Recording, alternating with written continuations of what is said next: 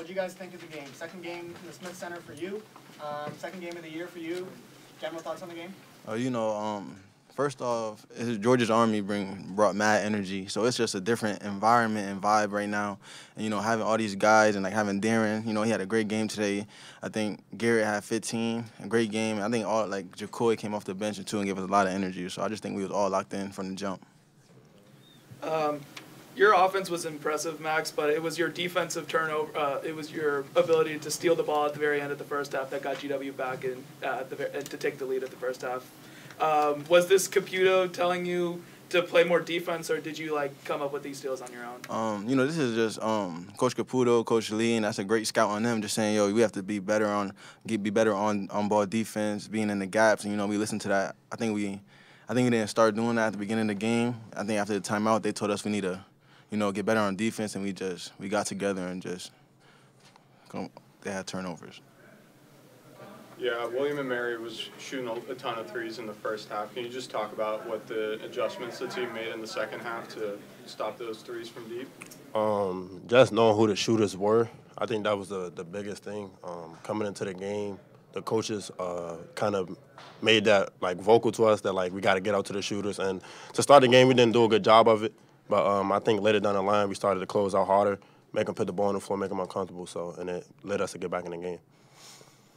And Max, you had 13 points in the first half, only 2 in the second, despite the team scoring 9 more points in the second half. What went into you not shooting as much? I know James Bishop got really hot. Was it something where you wanted to just shoot? I got some good shots up in the second half. They just wasn't falling. JB had 30. I think how much you had? 10, 12. Garrett had 15.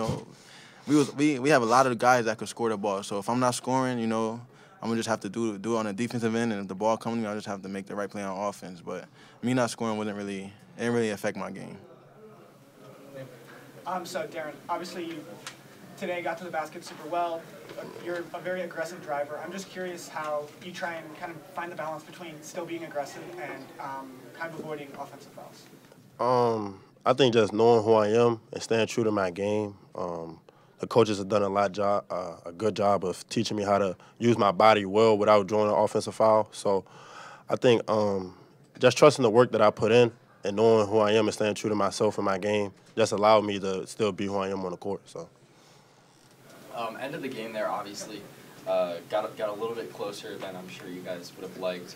What did you think about kind of that press and trying to break that and the troubles that you had with that?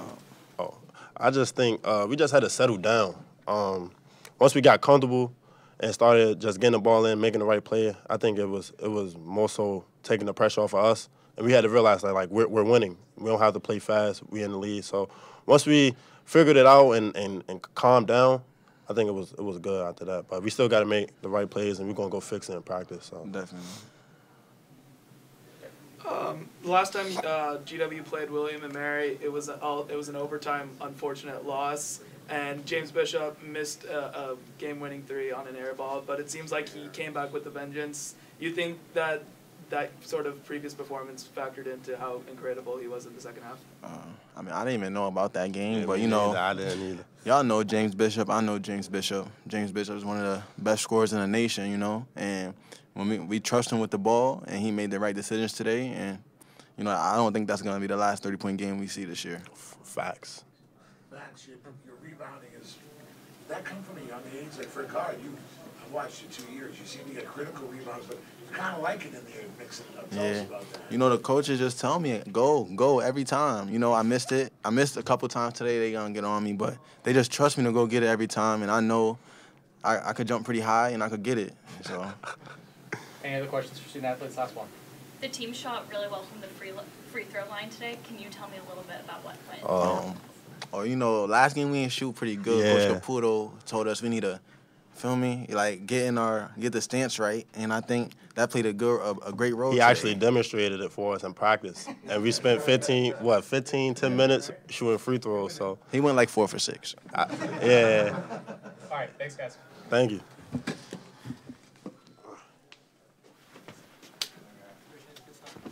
Good job, man. I'm proud of you. All right, we'll take an opening statement from Yeah. Coach, and then we'll open up for questions. Yeah, two things. One, Jimmy, did you send a picture of Frankie in for the contest? That Chihuahua, you know what, you were losing bad till that Chihuahua came to the court. You got George's Army and he was good. He was good, by the way. That's my dog, Chris's dog. Frankie.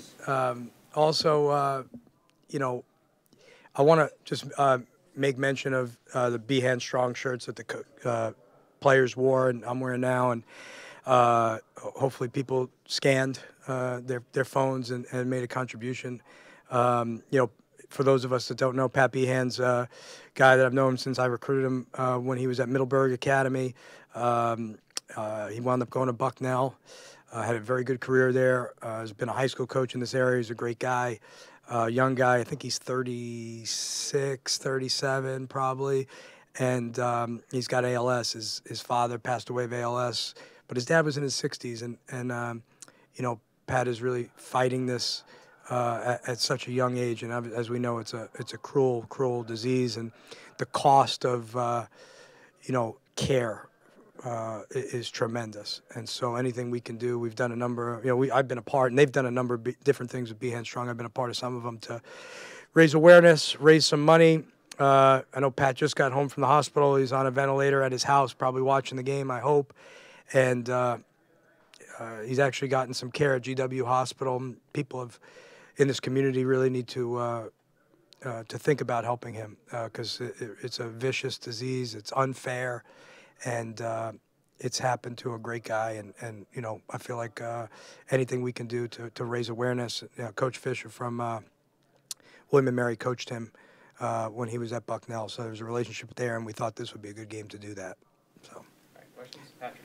Chris, just when you kind of look at the way the last few minutes ended, I know you were Yeah. a bit frustrated. What do you feel like that might be as good a takeaway as anything from this game moving forward? Is something? Yeah, it's probably on me. We haven't spent a ton of time on press break. We are. I keep saying this, and it is what it is. We're a younger group of guys. I got guys inbounding the ball to guys catching the ball who have never played college basketball. Another guy maybe 1 year. So we've got some inexperience there. I need to be a little bit more intentional about spending some time on press break. It's just is what it is. That being said, no, I think that's one thing to work on. I think the takeaway is, one, William & Mary, give them credit. They shot the ball very, very well, 18 threes. I mean, they only shot 40% from the field, but they shot 40% from threes. I actually thought our defense was good at times, not to start, but eventually we settled in for the last 25 minutes or so. We defended, I thought, very, very well. They made some difficult shots outside of the beginning of the game. But I was most happy with our response. I told the guys at halftime, like, you don't, by the way, this is college basketball. You don't win every game by 45 points. This is more what college basketball looks like, right? A 1-point game at half. And so I was very proud of our response and our resolve as a group. And we're doing it with young, obviously James, thank God we have James, we know that. But everybody else out there is in learning mode, even Max for a guy, Benny, they haven't played college basketball that long. So I thought that sort of response against a team who is a good team. I mean, they thumped American, 2 nights ago. So a good team with some veteran guys and well coached. So give them credit, but I think we deserve credit for our response. Look at the stat sheet. Nobody would probably pick out Jacoy Hutchinson. I thought He was great. He was great. Yeah. Yeah, he was. Was that to get James off the ball defensively, or just to? He's like he's. I think defensively, those who have coached throughout the years, you have a guy. I was fortunate enough to coach Bruce Brown at Miami. Another guy that comes to mind, Duran Scott, was Defensive Player of the Year at Miami. Andre Cornelius was a guy at George Mason, was a tremendous defender. I could name a few others, Kamari Murphy at Miami, but those are like Ed Reed defenders. Like, they are incredible in one-on-one coverage, but they go other places and do other things that just other guys can't do. Even at, he's not like a tremendously long or anything like that, but his ability to be like a defensive force, even as a freshman, I think is there. So in a game where I felt like we needed better defense in the first 8 minutes or so, all of a sudden, June Buchanan, who's probably in that category as well, and Jacoy come in. It's nothing against anybody else, but those guys raised the level of our defensive intensity a tremendous amount allowed us to then take a lead again at half. Liam? So, Max and June claimed that they did not know that James Bishop, the last time you guys played William and Mary, James Bishop had a bit of an unfortunate ending to the game. I don't know. Yeah, I don't know either. Yeah. So, anyway, I imagine that was in his head a little bit. What did you Liam, tell me what happened. I don't have any idea. What happened? I don't know. I mean, he airballed the potential game winning. Oh, okay. All right. That happens. It Yeah. happens. You know, sometimes at the end of the game, they kind of like know who's going to shoot, and they might play good defense. It might not just be him airballing. I'm just wondering, kind of how you think he performed. Yeah, he was awesome. I laughed at those conversations Monday. We're like, well, is James ever going to score again? I mean, it seems like you guys got scoring from a lot of people. I was like, he was pretty good tonight. You know, the guy is just a great basketball player. I mean, he's a great college basketball player. He's an unselfish guy. He's low maintenance. He cares. He cares about his teammates. He cares about winning. He's about all the right stuff. You know, to me, you know, he knows that he has to be a winning player to leave a great legacy here. That's what we're working towards. But if and when we do that, he goes down to me as one of the great Baltimore guards in the history of college basketball. You know, he's going to get 2,000 points, and he's going to do it in a way that is, I think people who know basketball will respect. You know, only took 4. Yeah, no, he was great. Coach, you already talked about, you've coached NBA players, you talked about Bruce Brown, and you've also coached Lonnie Walker, who, as you know, had one of the best performances last season in the postseason. So I saw your Twitter, by the way. You were very happy about that. But my question is, what kind of potential do you see in like some of your younger players like Garrett Johnson? I mean, obviously we know what his story is. ESPN even tweeted that out, so I want to see what you think. Well, I think we have a lot of guys that are going to have a chance to play basketball for money. I think specifically to a guy like Garrett, you know, the first thing in the NBA is positional size. I mean, Jimmy would tell you that. Like, you know, the guy, there's guys that are incredible. I coached Will Thomas at George Mason. The guy was like unbelievable. He's an NBA player, except he's 6'7". So he winds up playing the EuroLeague for 15 years, you know. So, you know, like positional size is critical. We have a few guys in the younger grades that do have positional size, you know, but, you know, they're 2 games into their careers, you know, so it's a long way to go. But I think, you know, when you look at a guy like Garrett shooting and the fact that he's 6'8" and he's athletic, you know, he's got the size to go down a path of playing. But I think we have a lot of guys who will play basketball professionally. Chris, the activity that Buchanan is providing for you, how significant do you think that is, not just for a game like today, but moving forward? Yeah, he's like, you know, you want him to be like Draymond Green, you know, like a great defender, a playmaking front court player.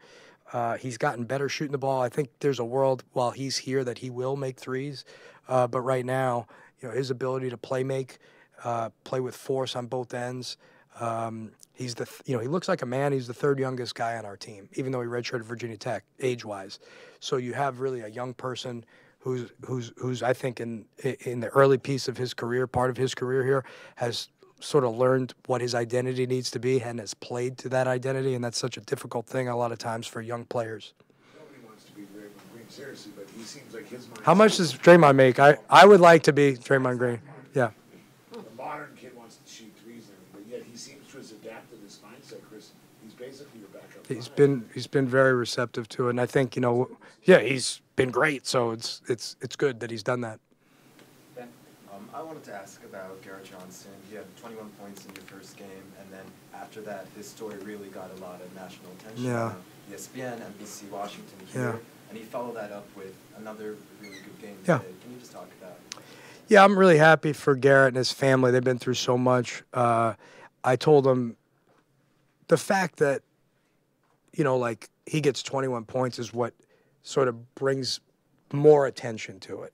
Right, but the idea that you could come off 9 rounds of chemotherapy, not play basketball for 2.5 years, and step on the court at the Atlantic 10 level is a win in itself. Right, it's an incredible story in itself. I think, you know, every once in a while we make a Hollywood movie over here. Most of the time it's not, but Monday probably was. You know, it gave people a chance to pay a little bit more attention. So that's great. But I also told them today and yesterday. I said, listen, like, don't feel like you got to do that every night. Like, you just got to get better, play well, do your job. You know, don't feel like there's any added pressure because some eyes are on you. I heard him get the loudest cheers on the introduction, you know, and he's handled it well. He's a mature guy, and I'm just happy for him and what he's been through.